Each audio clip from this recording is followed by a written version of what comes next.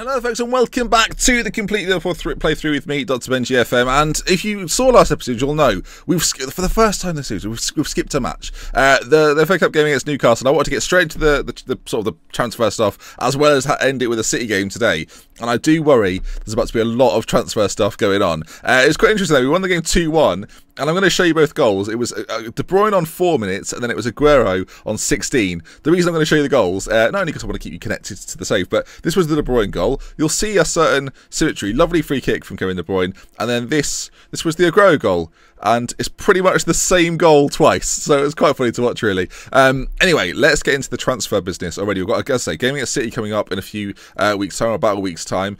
First bit of news is Toulouse want Markovic. Not going to lie, folks, I actually forgot that Markovic was still here. I think what we're going to do with Lazar, though, is try and get about 15 million for him and just see if anyone bites at that. We've had a loan bid from Toulouse. I'm not going to accept that. Next bit of news is that Joel Matip, who I will quickly mention if we scroll down just a touch. Where is it? We'll get there eventually. Basically, he won African footballer or African Defender of the Year. Now that award for him, and as he got in the Team of the Year as well for the African players, seems to at least, Mane got in as well, seems to at least triggered Barcelona and Real Madrid into action, who have both come at me with 38+ million pound bids.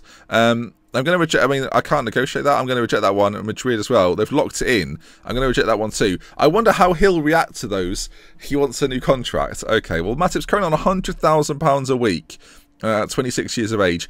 I am not going to offer him another contract, and I'm sure he's going to want to know why. So I'm going to speak to Joel Matip and say, we can't afford to offer you a new contract, which is an absolute lie, but he seems to have accepted it and moved on. I do wonder, though, if Barcelona and Real Madrid will be back before the Manchester City game.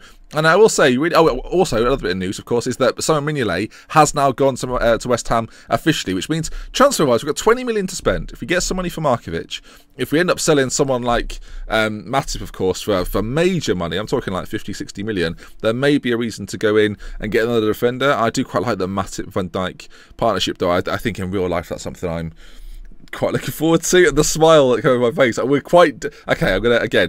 I'm recording a lot of these videos together, and I don't know if Virgil van Dijk has signed for Liverpool. I'm just hopeful that he might do. Jordan Williams, I'm going to let go to Bolton, but the Van Dijk Matip partnership is something that just going to do a little smile. Some loan offers for Markovic. Alan has also had some loan offers. We've not got a work permit for Alan. Shall we try and get a work permit for Alan? He never seems to get one. I mean, I've never applied for one. We find out tomorrow at least. Again, Markovic loan offers. Ajax and Eindhoven. I've come in for him. Does anybody want him in a transfer offer? No. There's teams there that could probably afford it though. Like Leon. Come on, Leon. You can definitely do it. Probably do it. We've got what then? 7 days. Yes, we play City on the Saturday. We've got 7 days to go. The FA Cup draw is in the middle of this. Weird that there's such a big gap. There's no Premier League games in between. I guess that's to do with the way the fixtures worked over sort of New Year, but slightly odd that there's like a long period of time. Andy Carroll's back and fit, ready to go. He would have definitely played in the game against Newcastle in the FA Cup, but it's not to be. Alan's work permit has indeed been rejected. Okay, well, Bastia, is it Bastia? What am I saying here? Bastia, yeah, I got that right the first time. On Gender, a player that I used to idolise. Used to play for them, but we'll let him go off there then and see if anything else happens. The most curious thing is I want to see if Madrid and Barca come back in for Matip, because it's bizarre to me that they came in at one time, 38 million apiece, pretty much anyway, and if they don't come back in for him, that's going to seem slightly strange as we draw Chelsea in the FA Cup. That might be a double episode kind of day then, whenever that fixture is. It's quite a while away, maybe alongside Palace or something we'll do it. But only one game today, and that is the City game. But I thought there'd be a little bit more in terms of the transfer window. I thought we'd see a little bit more movement. Now, there's an argument to say we literally don't need to do anything else. If anything, we might look to move on the likes of Fabio Pastore, who is currently transfer listed at a massive amount of money. How much do we pay for Pastore? 21. If we can get, he's worth 27, right? If we can get 27, I'll be prepared to go to 25. Or for just our money back on having Pastore, I would appreciate that. I'm not going to lie to you. Also, Divock Origi's wanted by Atletico Madrid and Bayern Munich.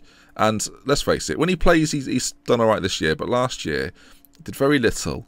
There might be the opportunity to bring someone else in. Obviously, 40 million would probably be the figure I'm thinking. I've got a figure in my mind, probably going to be about 40 million. Ronaldo's another one who's not featured as much this year and has thrown his toys out the pram a little bit, is looking for a move. So he might be someone else that moves on. I think he may have transfer listed him like by himself. So let's offer him out. Let's try and get some money in and maybe make some deals this January and make the January window a little bit interesting. Divock Origi again, we're going to offer him out. I don't want to transfer list him though.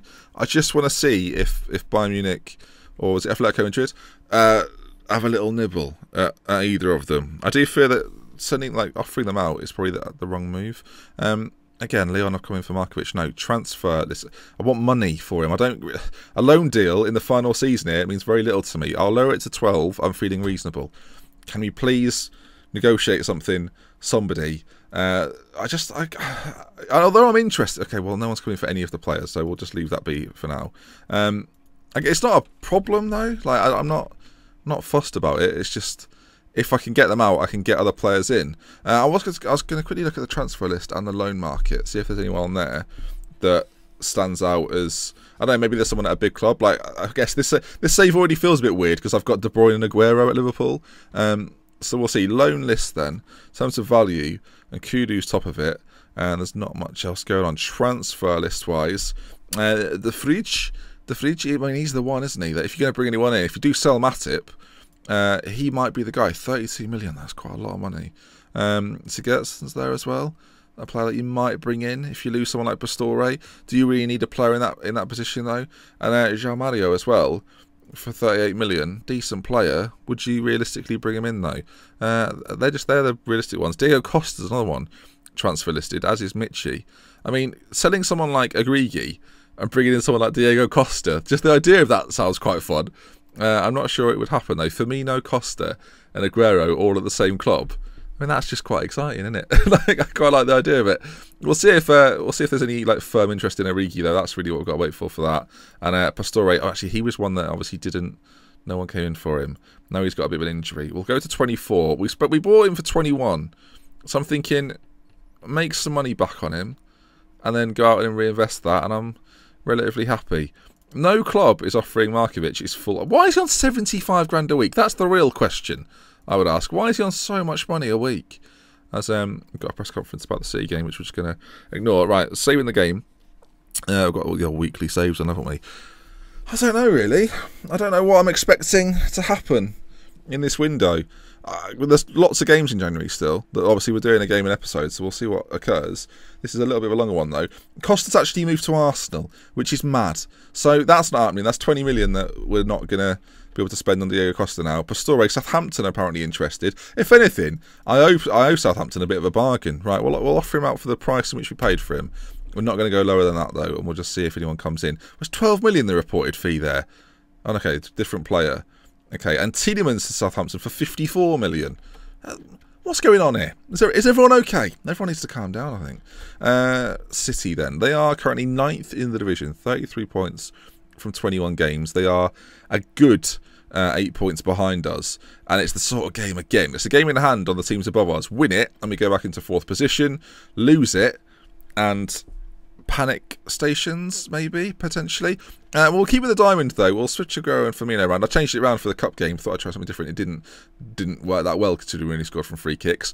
But performances out of Roberto Firmino, that is the big thing. That's what we're looking for today. Henderson then sitting in front of the back four, Nagola and Shan, and these three up top causing problems. We'll go over to the City side then and see what they're doing. They had a poor year last year. Obviously, if you don't remember, or you weren't watching at that point, City came 10th last year, and we spent massive money on Aguero and De Bruyne and sold Coutinho, who you will obviously know isn't here anymore.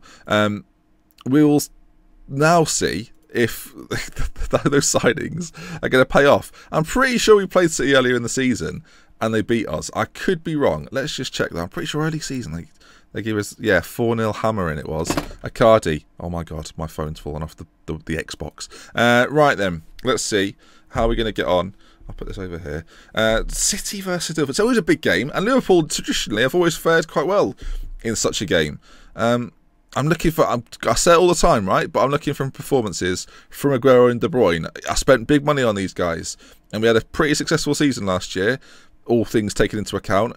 I'm looking for an equally, or if not more so, successful season this year, and those two boys have to play a part. As Joe Hart, of course, another signing from Manchester City, launches the ball forward. Firmino now dropping into this slightly deeper role where he gets to just sort of mess about a bit. You can see straight away that De Bruyne and Aguero right next to each other. Shan plays in Firmino, who's third. I think it's only his third goal of the season, if I'm not mistaken. Third goal of the season. 9 minutes in, gets himself the goal. City defenders looked very distracted by Aguero. Like you see there, Aguero and De Bruyne, so literally right next to each other. And there's almost a distraction factor with those two guys pulling off. As you can see there, Company was pulled out, and then Firmino slides it past the keeper, gets a little bit of space, and makes it 1-0 Liverpool. The perfect start. And with City's relatively poor starts to the season, you would hope, or first half of the season, you would hope we'd be able to produce something more. We've just scored again. I don't know why I'm confused by that. I just thought we were shooting the other way for some reason. Maybe it was the highlight that did it. I don't know. That reaction was really like tame and underwhelming. Matip gets the goal. No, Van Dijk gets the goal after Matip hits the bar.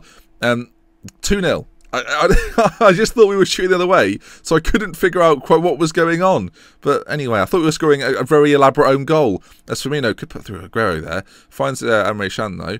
Back to Nangola. But always got a free man, it seems, in this system. I don't know. It always seems like there's a pass on for someone to play. Henderson's now wearing white boots. He's changed from the pink ones the other week. As Firmino slides it to Aguero. Little ball to Kevin De Bruyne. And we are 15 minutes in. And we've had goals from Aguero. No, it wasn't Aguero, sorry. Goals from Firmino, De Bruyne, and Van Dijk. And all of a sudden, I mean, we saw it before. 4-0 was the scoreline last time they met each other. Aguero assists De Bruyne against Manchester City. De Vrij and company look, well, they look sad, don't they? Whereas I mean, it says there, our midfield has been outnumbered by City's midfield. I don't give a stuff. We're 3-0 up after half an hour. Henderson, though, back to Van Dijk. And again, always seems to be an option for us to play the ball to, as Williams now on this left-hand side. Back to Emre Can, back to Joel Matip, Jordan Henderson. This is just nice. I love watching football like this. I love watching when it's like one touch, pass. First time pass into De Bruyne. And oh my God, half an hour gone. It's 4-0 to Liverpool. And recent fixtures, we've had some stupid draws recently. We've changed it up to this system now, with Firmino dropping a little bit deeper, De Bruyne playing right up alongside them, almost like a three-pronged attack. Great first touch from De Bruyne to get out of his feet, and just sort of toe pokes it past the goalkeeper. 4-0. And I don't think it's over yet. Williams puts it in deep into the area, headed away by company. Van Dijk's back on it though. He plays it all the way back to Nathaniel Klein, who surely he's not going to shoot from there, is he? Nathaniel Klein fires over. Even he fancies it. City are yet to have a shot in the game, and to think that we lost 4-0 to them early in the season, well, things have turned around quite a lot. Assertively say, very pleased with the performance. Keep it going, lads. What more do you say in that situation? You're 4-0 up. It's going to be very difficult now for us to not win this game. Although, if there's one man on YouTube playing Football Manager that can do it, I fancy my chances. I guess we'll see. As there's going to be a corner kick played in off that right hand side. Carrasco puts it in.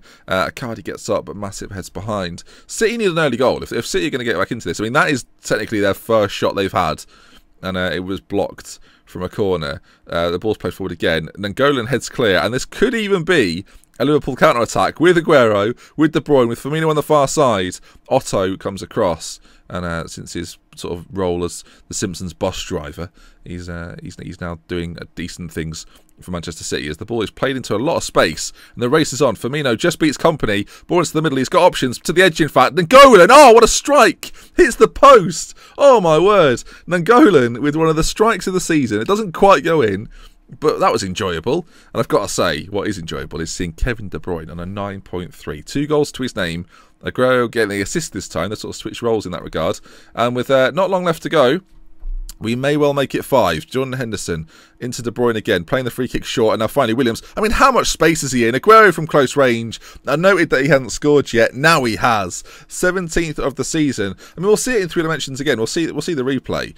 I mean, the amount of space that City allow him to go into. If you pause it there, Sterling just lets him run. There's nobody out here. Like think of the amount of time and space he's got. He should be able to pick out the perfect cross, and does. The marking on Aguero in the centre is slack.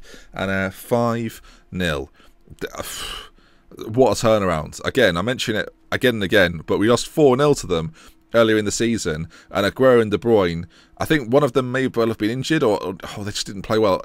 One of those things happened. Regardless, what an answer this has been. Aurier at right back for City, into Icardi, who's offside, and that, my friends, is going to wrap it up. What a performance at Anfield. Something to be very proud of indeed. Similar to the result against Arsenal recently in real life. But there we are, 5-0 winners.